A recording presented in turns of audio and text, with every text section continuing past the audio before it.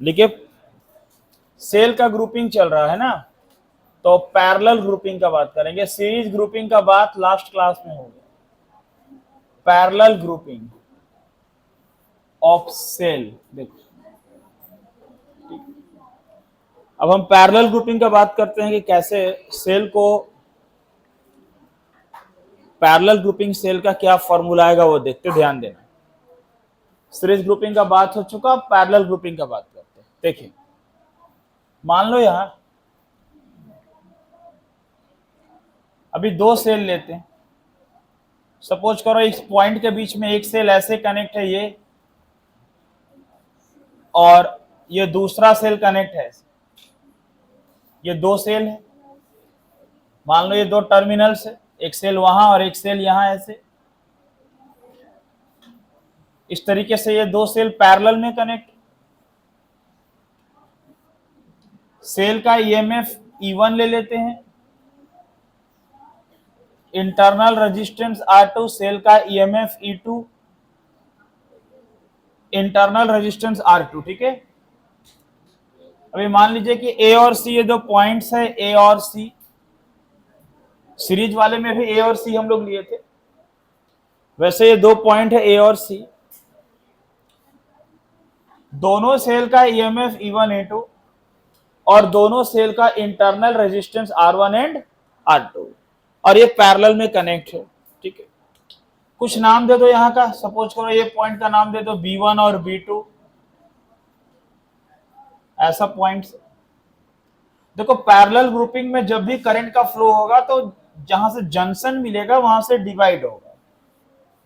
अब सपोज करो अगर आई करंट इधर से फ्लो होकर आएगा तो इस पॉइंट से ये करंट टू पार्ट्स में डिवाइड हो जाएगा, एक होगा I1 और एक होगा I2, ठीक है।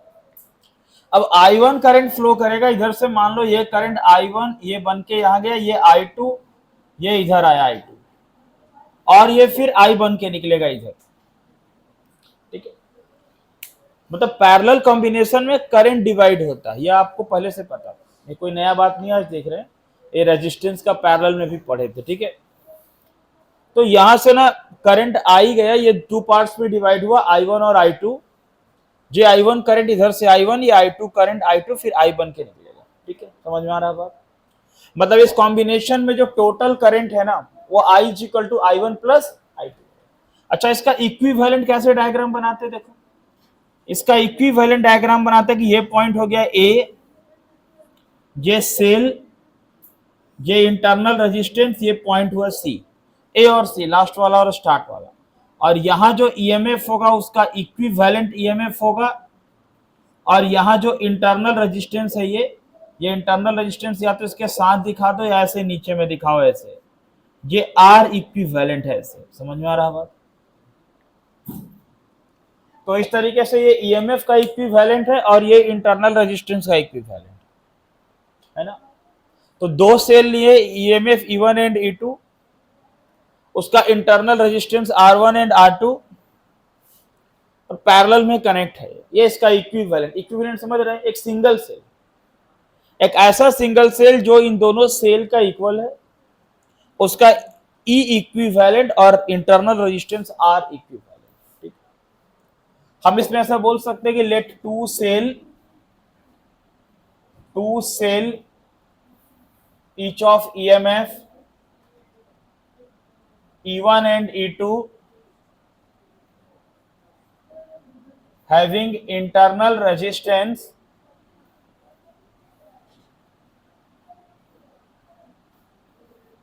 R1 and R2 are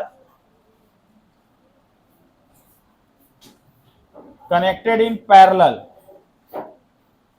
ये दोनों पैरेलल में कनेक्टेड है। बोल सकते हैं इसमें जो टोटल करंट होगा I वो I1 प्लस I2 का इक्वल होगा, ठीक है। ये बात तो समझ में आ रहा है? देखो ये आपको पूरा समझने के लिए लास्ट का जो कॉन्सेप्ट है वो ध्यान में होना चाहिए। जिनका क्लास छूटा था वो पहले वाला देखेंगे, इसके पहले वाले का, कि सेल का पूरा बात आगे समझ में आने के लिए पीछे का कॉन्सेप्ट जरूरी है। फिर भी ये बात करते हैं। अब बोलते हैं फॉर फर्स्ट सेल, बताना फर्स्ट सेल के लिए, फर्स्ट सेल के लिए क्या हो रहा है, ध्यान से समझना। फर्स्ट सेल के लिए अगर हम बात करें V B one minus V B two, potential difference इन दोनों पॉइंट से बी वन और बी टू के बीच में, कोई बताओ क्या होगा? V B one minus V B two, potential difference किसके बीच में? बी वन और बी टू के बीच में। तो फर्स्ट सेल के लिए अगर हम बात करें पोटेंशियल डिफरेंस बी वन और बी टू के बीच में, तो क्या आने वाला है? देखो यहां सेल चार्ज हो रहा है या डिस्चार्ज हो रहा है? यहां सेल चार्ज हो रहा है या डिस्चार्ज हो रहा है? डिस्चार्ज हो रहा है। सेल यहां डिस्चार्ज हो रहा है। ये सेल का डिस्चार्जिंग एक्शन है, इसको बोलते हैं डिस्चार्जिंग एक्शन ऑफ सेल। ठीक है, देखो सेल से करंट बाहर की ओर जा रहा है, इसलिए सेल डिस्चार्ज हो रहा है। देखो दो पॉइंट्स बताए थे, जो लोग नहीं आए थे ध्यान देना। देखो ये अगर सेल से करंट जा रहा है बाहर की ओर, ये सेल का रेजिस्टेंस इंटरनल आर है, करंट इससे बाहर की ओर जा रहा है ऐसे, तो इसके बीच का जो इसका ईएमएफ ई, तो इसके बीच का जो पोटेंशियल डिफरेंस है वी इज इक्वल टू होता है ई माइनस आई आर, ये फॉर्मूला होता है। इसको बोलते हैं discharging action of cell, cell discharge हो रहा है। और देखो अगर ऐसा होता है यहां से कि ये प्लस माइनस है और इधर से करंट जा रहा है इसमें, और इसका इंटरनल आर है, तो इसका ये सेल चार्ज हो रहा है, इसको बोलते हैं चार्जिंग एक्शन ऑफ सेल। बोलिए किसका क्या हुआ है? एक मिनट थोड़ा सा। तो यहां इसको हम लोग क्या बोलते हैं? V बराबर क्या बोलते हैं? E प्लस आई आर बोलते हैं। तो एक बार सेल डिस्चार्ज हो रहा और एक बार सेल चार्ज हो रहा, तो ये चार्जिंग एक्शन है और ये डिस्चार्जिंग एक्शन, ये हम लोग डिस्कस किए थे लास्ट क्लास में, ये पहले हो गया है बात। तो यहां पर ना डिस्चार्जिंग एक्शन का सेल हो रहा है, सेल यहां डिस्चार्ज हो रहा है। ठीक है, देखो बाबू V B one minus V B two, अब क्या होगा यहां पर बताओ? अरे ये सेल का डिस्चार्जिंग हो रहा है, डिस्चार्जिंग एक्शन ऑफ सेल। तो V B one minus V B two का फॉर्मूला हो जाएगा E one minus I one R one. अरे फॉर्मूला होता V इज इक्वल टू क्या होता है? E माइनस आई आर होता है ना। तो V B one minus V B two का क्या फॉर्मूला हुआ बोलो? ई वन माइनस क्या हुआ? I one R. ध्यान से समझो, तो V B one minus V B two बराबर क्या हुआ? E one minus I one R one. अब देखो इस V B one minus V B two को V पोटेंशियल डिफरेंस बोलेंगे, E one minus I one R one. I one find करना, लाओ इसको इधर, I one R one is equal to हो गया ई वन माइनस वी। तो बोलो I one is equal to क्या हुआ? E one minus V by R one, ये हो गया इक्वेशन 2 मान लो इसको। ये हमारा आई वन निकला यहां से, यानी यहां से आई वन हमारा निकल गया। अब देखो क्या बोलते हैं, फॉर सेकेंड सेल वो क्या होगा? अगर हम सेकेंड सेल का बात करें तो उसके लिए क्या होगा? देखो ध्यान देना, सेकेंड सेल के लिए फिर से V B one minus V B two, मतलब पोटेंशियल डिफरेंस बी वन और बी टू के बीच में, और ये फिर ये अब सेकेंड सेल का बात हो रहा, फिर सेल से करंट बाहर जा रहा, मतलब सेल डिस्चार्ज हो रहा। तो यहां हो गया E two minus I two R two, अभी जो बताया ना ई माइनस आई आर, तो V is equal to E two minus I two R two, इसको इधर लाएंगे तो I two R two is equal to E two minus V. तो आई टू क्या निकल गया हमारा? आई टू निकल गया E two minus V by R two. Sir V सब में सेम है, पैरेलल ग्रुपिंग है, इसीलिए पोटेंशियल डिफरेंस सेम है दोनों पॉइंट। ठीक है, अब बताओ इसका कोई इक्वेशन दे दे, हम 3 बोल दें। अभी टोटल करंट का बात करें तो total current I is equal to क्या है बताना? आई वन प्लस क्या है? आई। तो I is equal to I one का वैल्यू कितना है? E one minus V by R one plus इसका वैल्यू है E two minus V by R two. अब अगर हम आर वन को नीचे डिवाइड कर दो तो E one by R one minus V by R one plus E two by R two minus V by R two. ठीक है, थोड़ा सा समझना, बस ज्यादा कुछ है नहीं।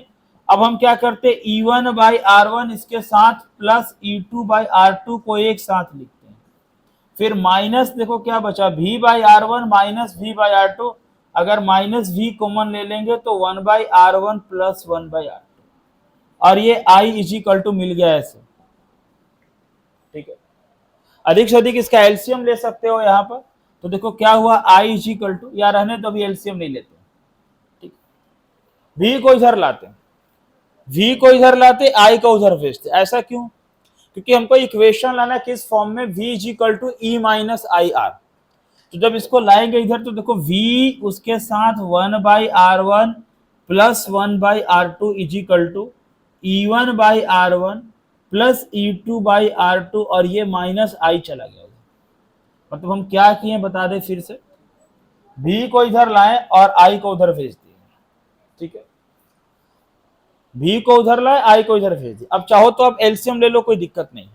एलसीएम लेंगे तो क्या होगा बता, यहां देखो जगह करते हैं। एलसीएम लेंगे तो ये एलसीएम लेंगे यहां से तो v बोलो 1/r1 प्लस 1/r2 का एलसीएम क्या हुआ, r1 इंटू r2। ये चला जाएगा उधर तो क्या हुआ, r2 plus r1 is equal to, बोल रहा यहां एलसीएम लेंगे तो क्या बचेगा, यहां एलसीएम लेंगे, यहां अगर हम एलसीएम लेते तो क्या होता बताना, e1/r1 प्लस क्या है e2/r2। दिखाई नहीं दे रहा है, एक काम करो नोट करो फिर करते हैं। लिखिए, नोट करिए, पूरा नोट करिए।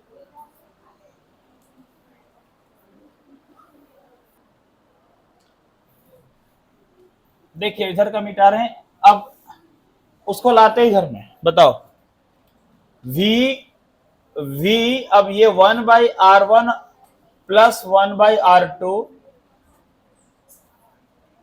Is equal to e1/r1 plus e2/r2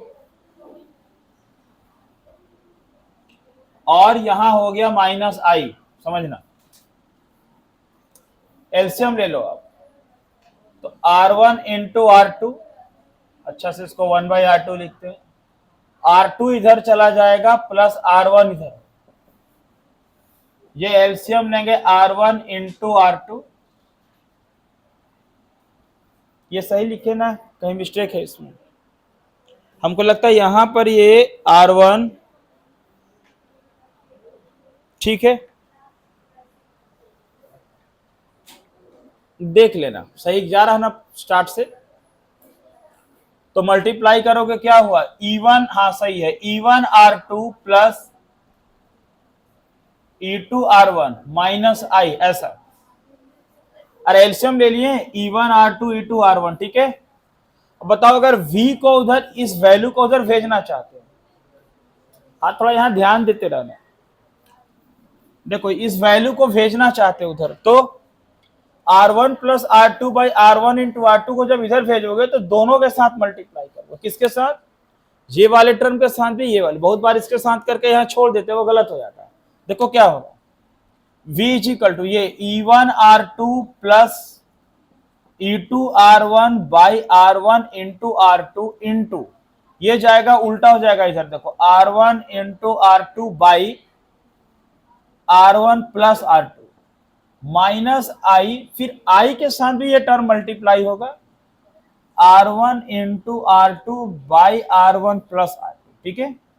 अब देखो ये r1 इंटू r2 कैंसल, बच गया e1r2 plus e2r1 by r1 plus r2 minus i r1 into r2 by r1 plus i, v is equal to ये formula. अब एक single cell equivalent था, ये जो अभी डायग्राम था इक्विवेलेंट। अब अगर हम लोग ऐसा लिखें, कोई इक्वेशन कर ले, कितना इक्वेशन जाएगा ये बताइए तो, कितना इक्वेशन जा रहा, 4 जा रहा।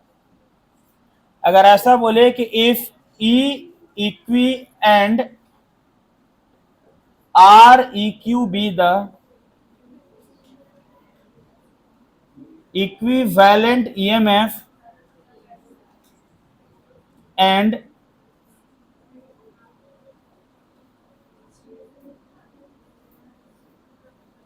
internal resistance of cell, then क्या होगा देखिए, V is equal to E E Q minus R E Q. अब इसे कंपेयर करते, बताइए कंपेयर करते, यहां पर V बराबर e1r2 प्लस e2r1, ये वाला फॉर्मूला से इसको कंपेयर करते, क्यों, v इज इक्वल टू क्या होता है, e माइनस आई आर, तो E equivalent minus I are equivalent. अब बताओ जब कंपेयर करेंगे तो फाइनल आंसर क्या मिलना है, आपको समझ में आ रहा होगा, बताइए कंपेयर करने से क्या मिल गया। फ्रॉम इक्वेशन 4 एंड 5 बोलो, फ्रॉम इक्वेशन 4 एंड 5 क्या हो गया बताना। E इक्विवेलेंट का क्या फॉर्मूला आ गया, ये क्या मिल गया, E1R2 plus E2R1 by R1 plus R2। R equivalent का क्या निकल गया, R1 into R2 by R1 plus, ये फाइनल आंसर। अच्छा ये वाला और किसका फॉर्म हो सकता है और करके, सेकेंड वाला याद होगा आपको रेजिस्टेंस में, ये मतलब ऐसे होगा 1 by R1 plus 1 by R2। इसी को सॉल्व करेंगे ना तो ऐसे जाएगा ये, समझ गए बात को। तो जब भी पैरेलल ग्रुपिंग करते हैं तो इक्विवेलेंट ईएमएफ का ये फार्मूला होता है और इक्विवेलेंट इंटरनल रेजिस्टेंस का ये फार्मूला होता है, ठीक है। सेल का थ्योरी आपका खत्म हो गया। अब सेल पर हम लोग कुछ न्यूमेरिकल प्रॉब्लम बनाएंगे, लिखिए नोट करिए।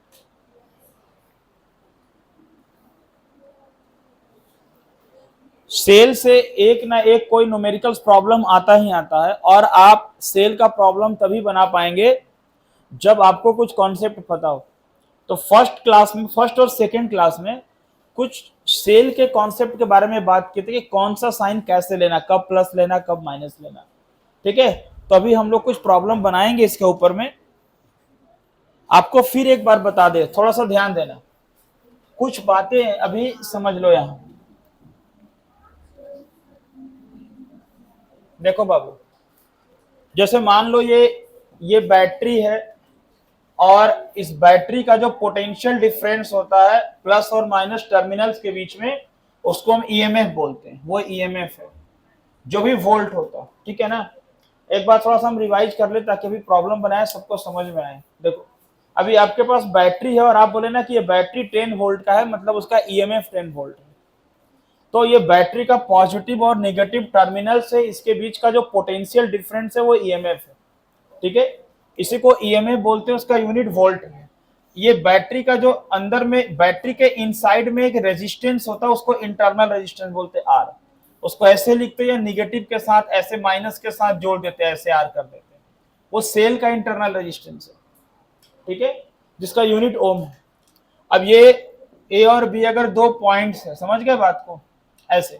तो जो ईएमएफ का डायरेक्शन है, देखो डायरेक्शन ऑफ ईएमएफ, ईएमएफ का जो डायरेक्शन है वो कहां से कहां लेते हैं, इज टेकन फ्रॉम, वो हम लेते हैं negative to positive terminals, negative to positive terminals of cell. समझना, जो ईएमएफ का डायरेक्शन है वो सेल का, मतलब ये सेल का माइनस और प्लस है, तो ईएमएफ का डायरेक्शन ऐसे है।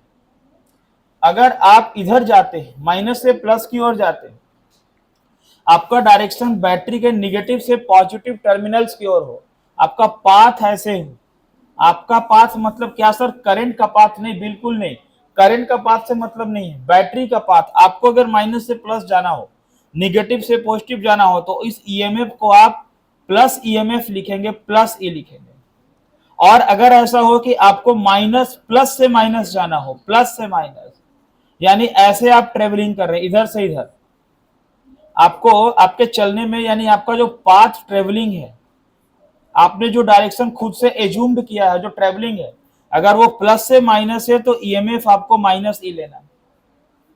मान लो यहाँ 5 वोल्ट का बैटरी है तो आपको -5 लेना, ठीक है।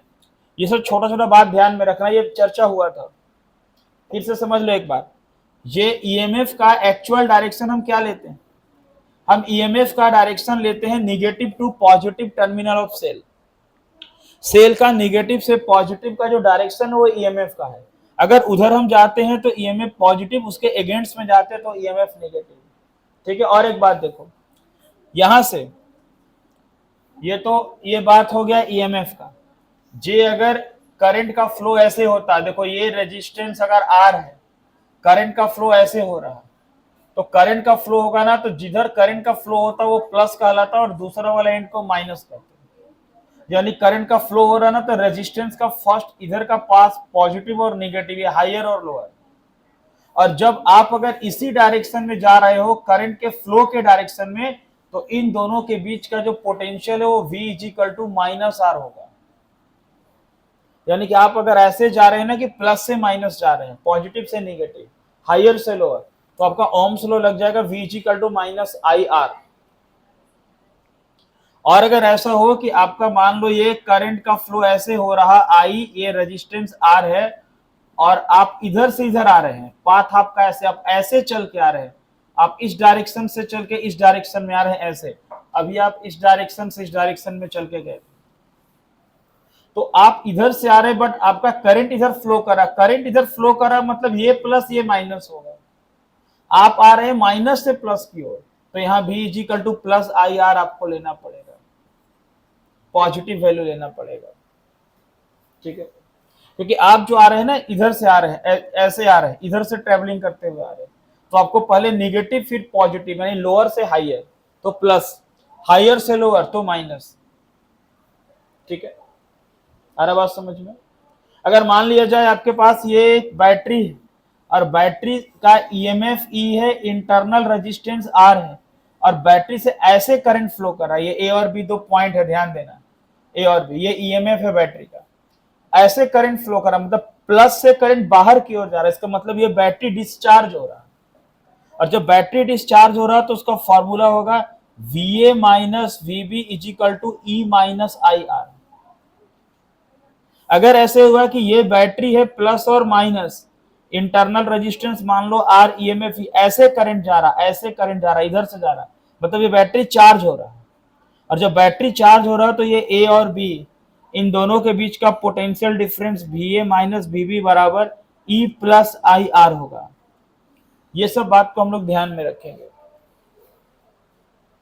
तब हम सेल का कोई क्वेश्चन बना पाएंगे, नहीं तो नहीं बना पाएंगे। अब जैसे हम क्वेश्चन दे रहे हैं, 2-3 बना रहे हैं, जो आपको डीपी दिए उसमें भी सेल का क्वेश्चन है, बनाएंगे वाला, पहले अभी दे रहे हैं जो क्वेश्चन, देखो अभी आपको एक हम क्वेश्चन देते हैं सेल का, और अभी उसको सॉल्व भी करते हैं, फिर आपको कहानी धीरे धीरे समझ में आएगा। समझ में आ रहा बात?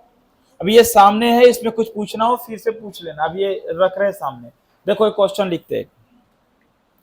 देखो हमारे पास एक सर्किट दिया हुआ, ऐसा एक ऐसा सर्किट है, देखो ये, और फिर ये ऐसे सर्किट है, ये सर्किट में दो ईएमएफ है, E1 और E2, ऐसे दो ईएमएफ है, और अभी दो ईएमएफ में एक ये है इंटरनल रेजिस्टेंस, ये रेजिस्टेंस है, ये रेजिस्टेंस है ऐसे, और फिर यहां से एक और रेजिस्टेंस है जो यहां पर कनेक्ट है आकर, देखो ये है 4.5 ओम, ये है तुम्हारा 3 ओम, ये है तुम्हारा 6 ओम।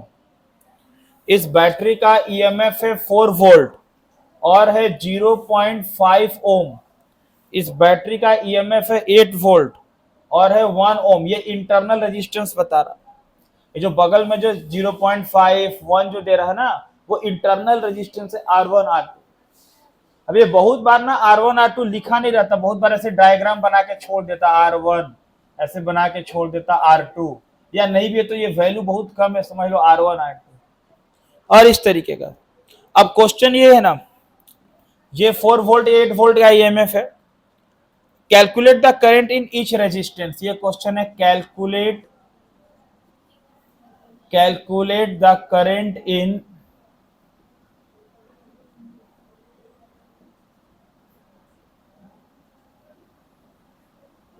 ईच रेजिस्टेंस, हर एक रेजिस्टेंस में करंट को कैलकुलेट करना, ठीक है, मतलब पूरे सर्किट में करंट फाइंड करना। अब देखिए, अब समझिएगा, यहां समझ लो, फिर लिखना, जरा सा रुक जाओ। अब एक बात बताओ कि सबसे पहले हमको ये देखना है कि ये जो दो बैटरी है, E1 और E2 दोनों का ईएमएफ, एक का 4 वोल्ट एक का 8 वोल्ट है, तो सबसे पहले देखो, कुछ कुछ कॉन्सेप्ट तो आप जब सॉल्व करेंगे तब पता चलेगा, ये तो हम बताएं ठीक है, लेकिन कुछ जब क्वेश्चन मिलेगा सामने तब मालूम चलेगा। अब आप बताओ, इसमें करंट का फ्लो तो दिखा नहीं रहे कहां से होगा, तो किधर से करंट का फ्लो होने वाला, करंट का फ्लो होगा किधर से, तो करंट का फ्लो अब 4 वोल्ट 8 वोल्ट है, तो कैसे फ्लो करवाएं, तो जब भी ऐसा कनेक्ट हो, ये पॉजिटिव है वो पॉजिटिव से कनेक्ट, ऐसा हो सकता है, ये मत सोचना ऐसा क्वेश्चन गलत है, हो सकता है। तो ध्यान रखना जिसका वोल्टेज ज्यादा हो उससे करंट फ्लो होगा कम की तरफ, हायर पोटेंशियल से लोअर पोटेंशियल में ऑलवेज करंट का फ्लो होगा, ध्यान देना। तो यहां से ना 8 वोल्ट का बैटरी से करंट फ्लो होगा, पहले तो ये बात क्लियर हो गया। ये 8 वोल्टेज ज्यादा, E2 ग्रेटर देन E1। यहां पर समझ में आ रहा है कि sir E2 greater than E1, इसलिए करंट फ्लो E2 के तरफ से होगा, तो ऐसे करंट आएगा, ऐसे करंट जाएगा। अगर मान लो आई करंट हम बोले तो आई करंट आएगा, ये आई करंट यहां आने के बाद। अब ये पैरेलल ग्रुपिंग, अब पैरेलल ग्रुपिंग है मतलब ये आई बंट जाएगा दोनों में। मान लो यहां से आई से चल गया I1 और इसमें चला गया I2, फिर यहां आने के बाद इधर से I1 इधर से I2, फिर आई बन के निकल गया, पूरे सर्किट में करंट का फ्लो। तो सबसे पहले ना करंट का डायरेक्शन हम खुद से लिए। अगर दो बैटरी साथ में कनेक्ट हो तो समझ लो कि हायर पोटेंशियल से लोअर, जिसका बैटरी का ज्यादा है वोल्टेज, वहां से कम वोल्टेज वाला के तरफ करंट का फ्लो करेगा। ये बात ध्यान में रख लीजिए सबसे पहले बात। तो करंट के फ्लो का डायरेक्शन यहाँ कैसे हो गया बताओ? 8 वोल्ट का बैटरी यहाँ डिस्चार्ज हो रहा और 4 वोल्ट का बैटरी क्या हो रहा? चार्ज हो, जिससे करंट बाहर निकल रहा है वो डिस्चार्ज हो रहा और जिसमें आ रहा वो चार्ज हो रहा। ठीक है ना? ये समझना बहुत जरूरी है, क्योंकि आने वाला जो क्रिचॉफ्स लॉ आने वाला क्लास में और व्हीटस्टोन जो क्रिचॉफ्स लॉ है, वो क्रिचॉफ्स लॉ थ्योरी बहुत कम है, न्यूमेरिकल्स ही ज्यादा, सर्किट प्रॉब्लम ही ज्यादा, और सारा सॉल्व होगा, कॉन्सेप्ट बढ़िया रहेगा, सॉल्व होगा। देखो अब ये डिस्चार्ज होगा, ये चार्ज होगा, उधर से करंट आ रहा है, इसमें जा रहा है।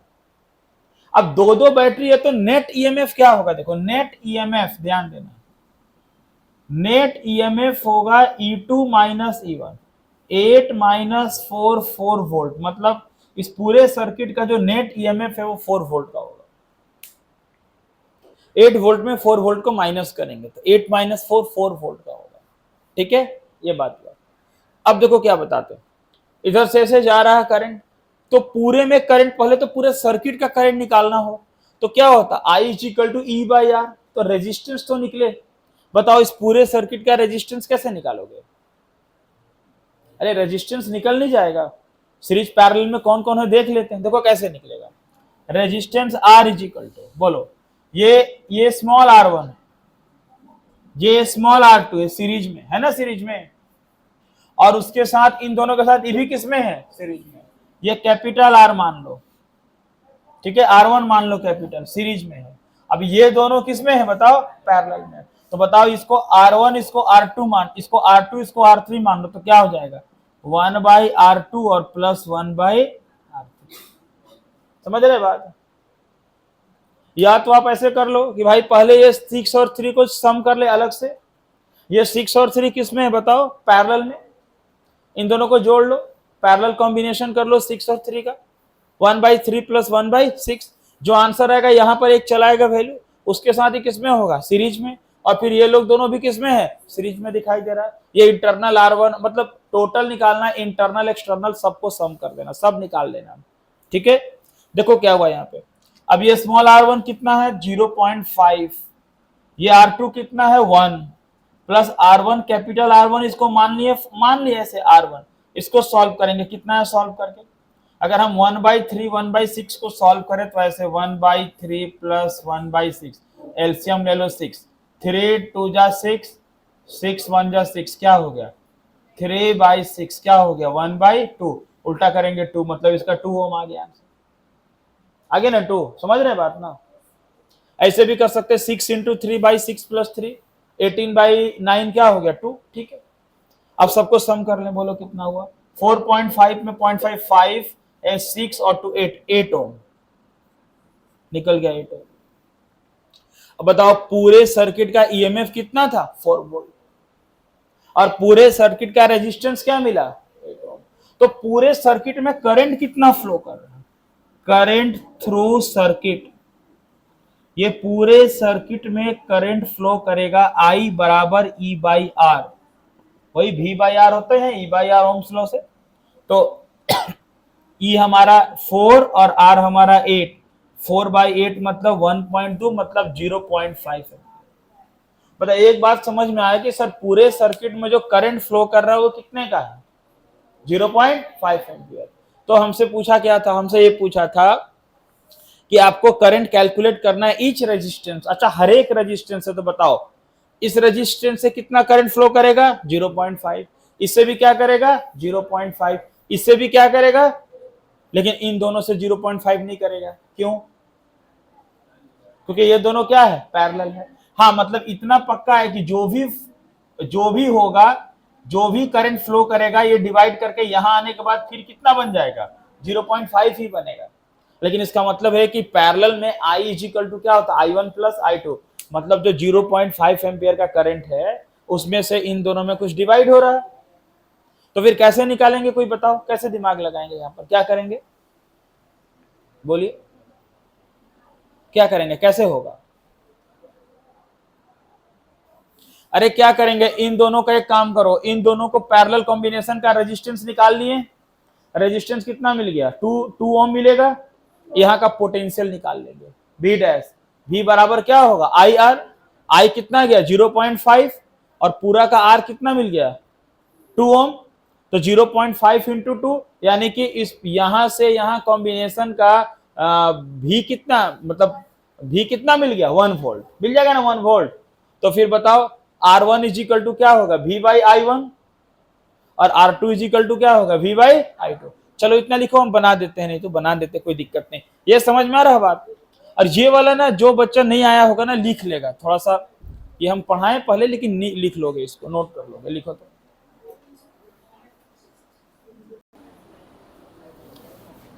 हो गया इधर ना? देखिए, सबसे पहले उस कॉम्बिनेशन का, जो पैरेलल कॉम्बिनेशन का रेजिस्टेंस क्या होगा, उसको मान लो R डैश मान लो या R मान लो, क्या होगा R1 into R2 by R1 plus R2। Parallel का डायरेक्ट ये फॉर्मूला लिख सकते हैं हम लोग, 3 इंटू 6 बाई 3 प्लस 6, 18 बाई 9, उसका रेजिस्टेंस 2 ओम, अभी निकाले भी थे हम लोग पहले भी। अब वहां का पोटेंशियल क्या होगा, V equal to IR, 0.5 into 2, 1.0 volt, ये V डैश हो गया, ठीक है। ये पोटेंशियल निकल गया क्या 1.0 वोल्ट। अच्छा अब बताओ, ये V डैश मिल गया 1.0, R मिल गया 2, तो करंट कितना, अच्छा I1 निकालना, I1 is equal to V by R1, 1 by R1 कितना है बताइए वहां का 3, तो 1/3 ampere. I2 is equal to V by R2, V है 1, R2 कितना है 6, 1/6 एम्पियर। अरे 1/3 1/6 जोड़ के देख लो 0.5 आएगा। पैरेलल कॉम्बिनेशन में 3 ओम है ना, ये समझ रहे बात। ये कहां का करंट आया, करंट थ्रो कहां का बताओ, करंट थ्रो 3 ओम और ये करंट थ्रू 6 ओम, उसका ही आ गया आंसर। मतलब यहां और यहां का पोटेंशियल निकाल लिए हम, वो आ गया 1 वोल्ट, और ये जो 0.5 एम्पियर का करंट जा रहा है यहां से बटेगा ना, तो I1 is equal to V, अच्छा दोनों का कॉम्बिनेशन का रेजिस्टेंस मिल गया, तो I1 is equal to V by R1, I2 is equal to V by R2, उसको V डैश माने तो 1/3 1/6, यानी कि पूरे सर्किट में 0.5 का करंट जा रहा था, लेकिन इन दोनों में कितना गया 1/3 और 1/6, और 1/3 1/6 को सम करेंगे करंट को, तो फिर आपका 0.5 ही आएगा। एलसीएम लेकर देख लीजिए, फिर वही करंट निकल के पूरे सर्किट में निकलेगा। समझ में आ रहा बात? नेक्स्ट क्वेश्चन एक और दे रहे हैं।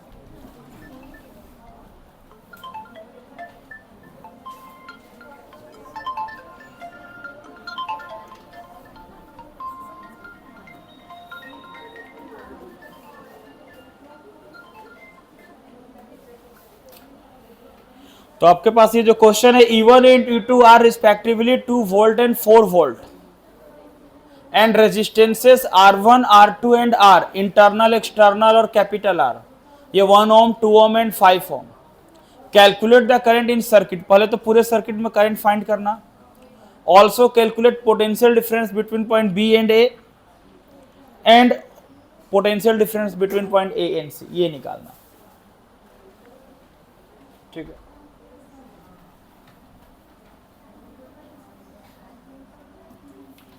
देखो ये पॉइंट सी है, ये बी। आप पूरे सर्किट में सबसे पहले करंट बताओ कितना आना चाहिए।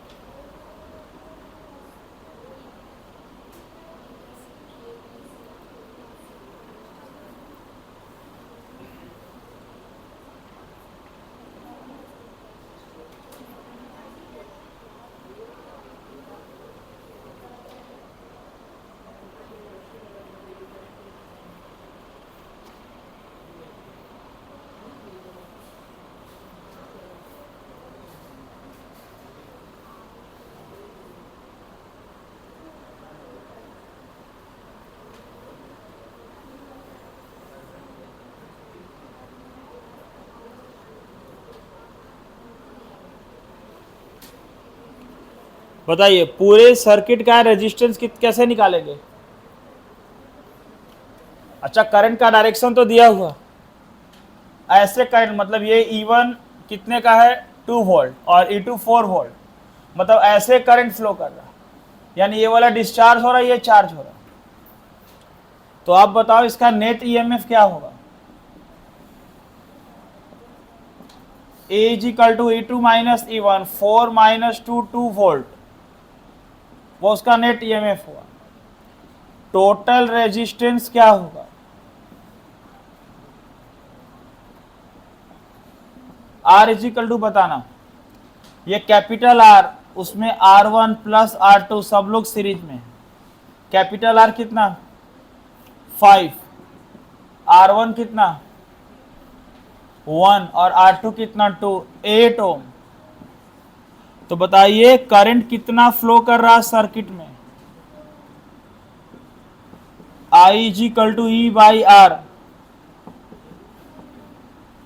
तो EMF 2/8 1/4 एम्पियर, मतलब 1/4 का मतलब 0.25 एम्पियर।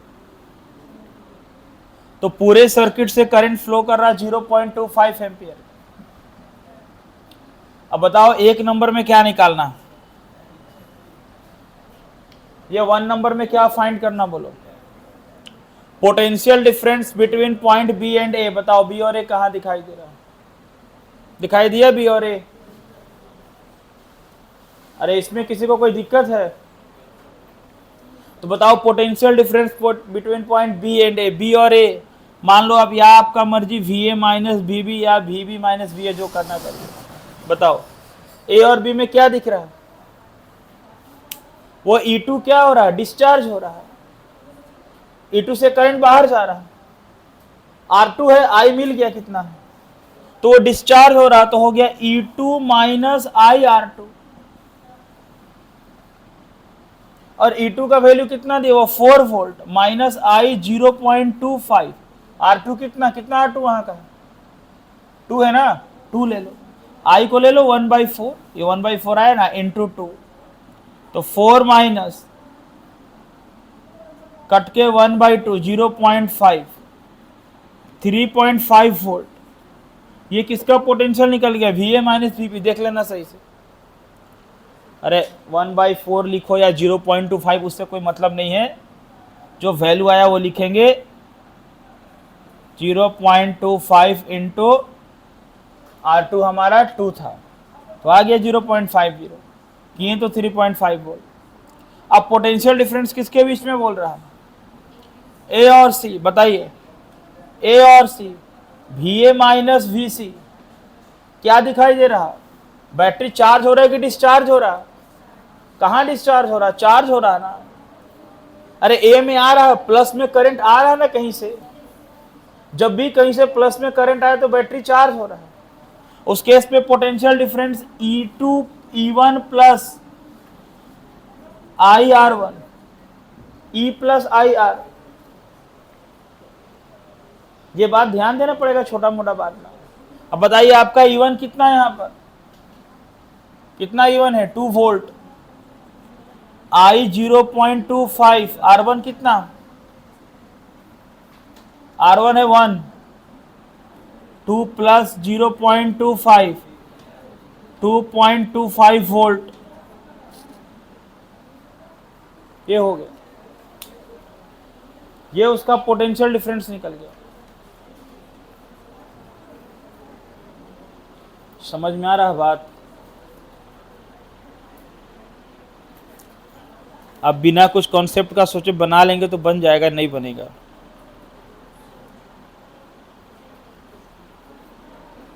ठीक है, यही आंसर है इसका।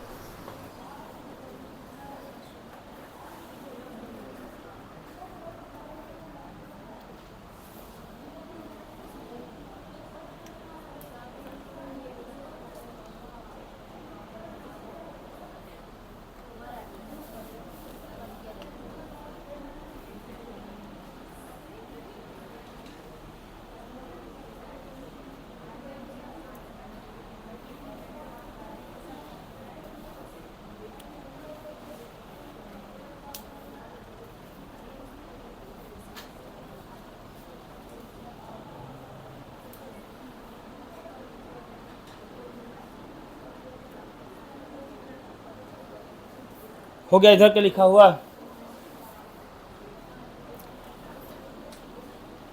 अच्छा उधर का हो गया ना, एक डायग्राम बनाते, ठीक है, तब तक लिखिए, इधर एक डायग्राम बनाते।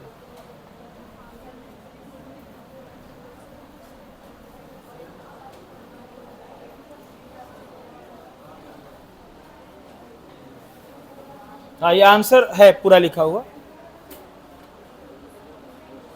हाँ ठीक है, ये आंसर।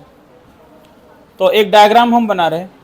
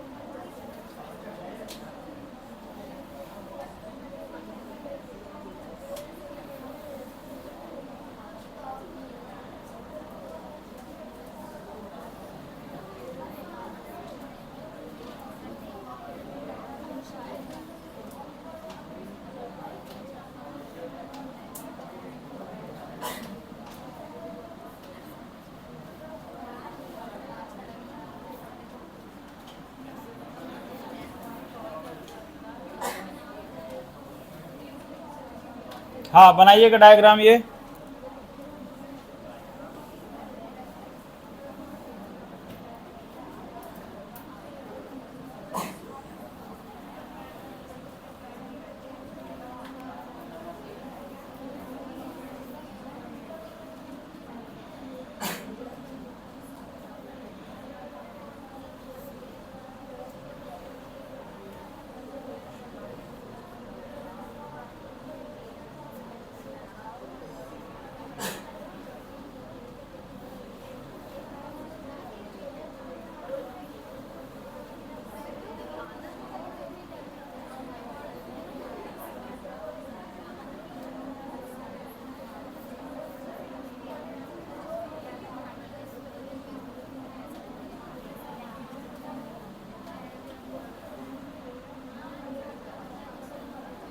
सब आपको यहाँ दिखाई दे रहा है।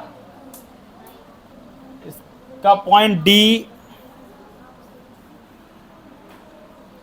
सबका नाम देते टर्मिनल का हम BA BCD, और इस तरीके से 16 वोल्ट 1 वोल्ट। तो डायग्राम समझ में आ रहा है? फाइंड क्या क्या करना। अब बाकी क्वेश्चन तो इसमें हम उतना नहीं लिख रहे हैं, शॉर्ट में लिख रहे हैं, क्योंकि समझ में तो आ रहा है, डायग्राम में सब कुछ दिखाया है।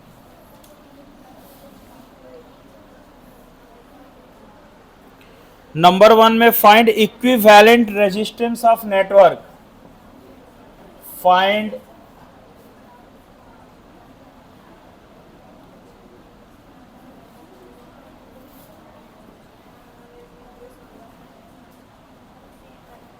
नंबर 2,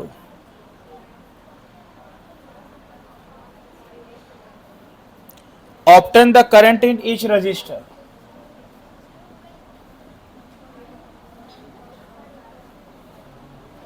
हर एक रजिस्टर से क्या क्या करंट आएगा।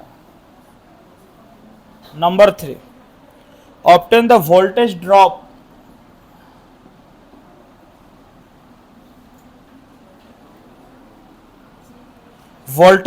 VAB, VBC and VCD। और जरा समझ लेते हैं कि कैसे बनेगा।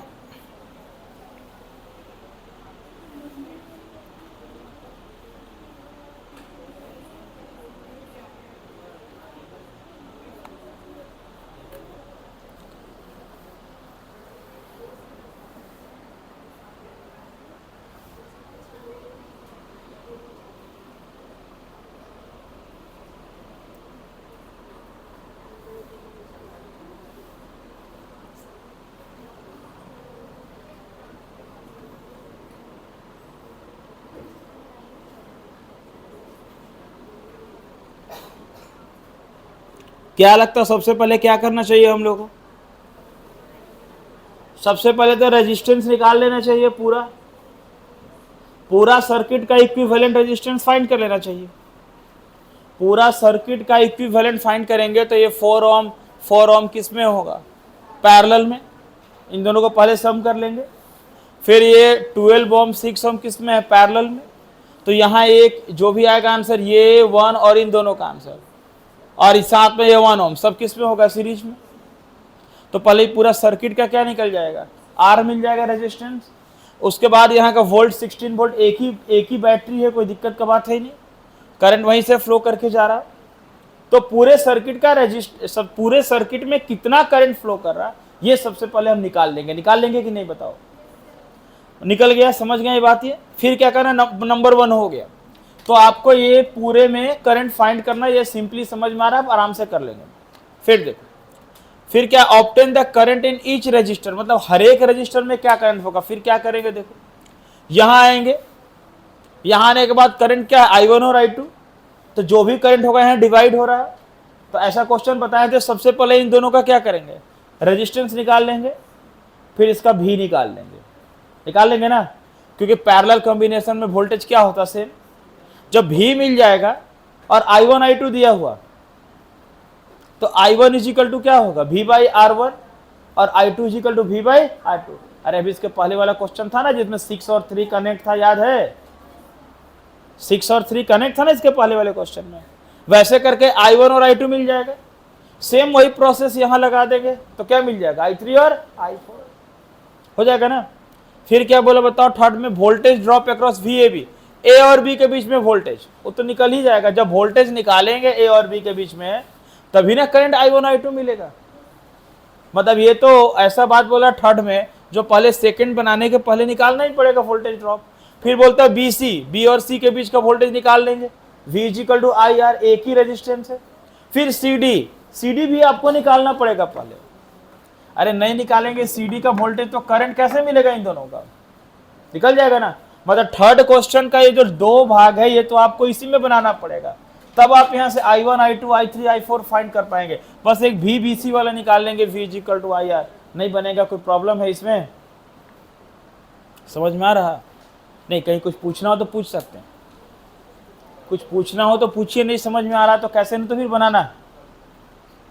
ठीक है, आंसर देखिए इसका।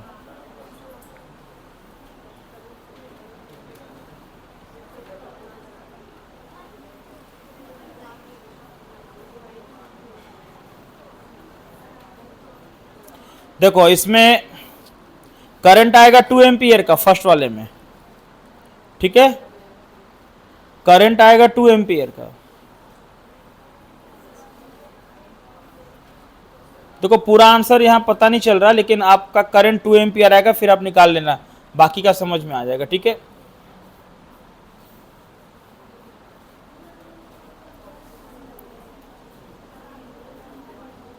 समझ में आ रहा बात ना?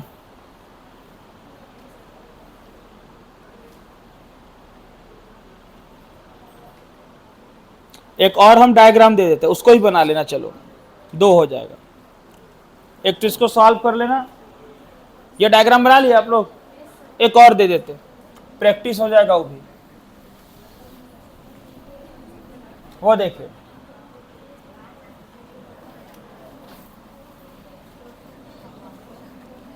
इसको भी आप बना लेना, बन जाएगा।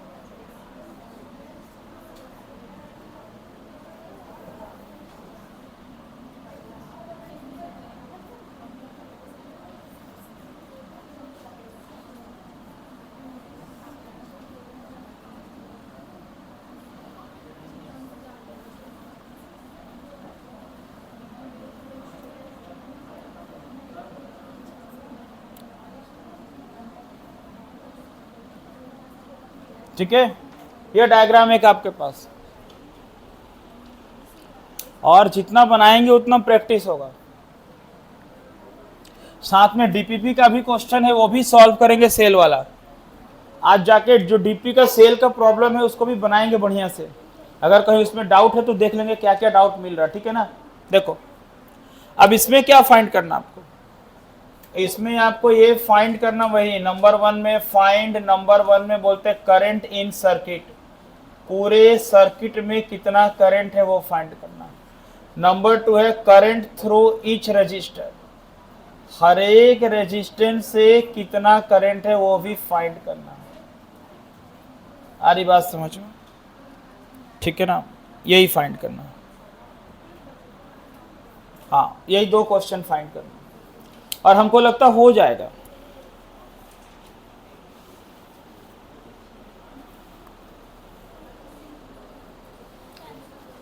कुछ और भी प्रॉब्लम है जो बनाया जाएगा, लेकिन ना जो डीपीपी दिया ना उसमें डीपीपी में सेल से रिलेटेड 10-12 क्वेश्चन है, देख लेना। उसमें कुछ छोटा छोटा प्रॉब्लम भी है, कुछ कॉन्सेप्चुअल भी है, 10-12 क्वेश्चन सेल से रिलेटेड है, आपको वो भी बना लेना है और साथ में ये सॉल्व भी कर लेना, ठीक है। तो किरचॉफ्स लॉ स्टार्ट होने वाला, ध्यान रखना, ट्यूसडे ही क्लास है, ट्यूसडे ही क्लास है, और किरचॉफ्स लॉ शुरू होने वाला, इसलिए एब्सेंट करने का मत सोचिएगा। हाँ, चैप्टर 3 के लास्ट में पहुंचे हम लोग।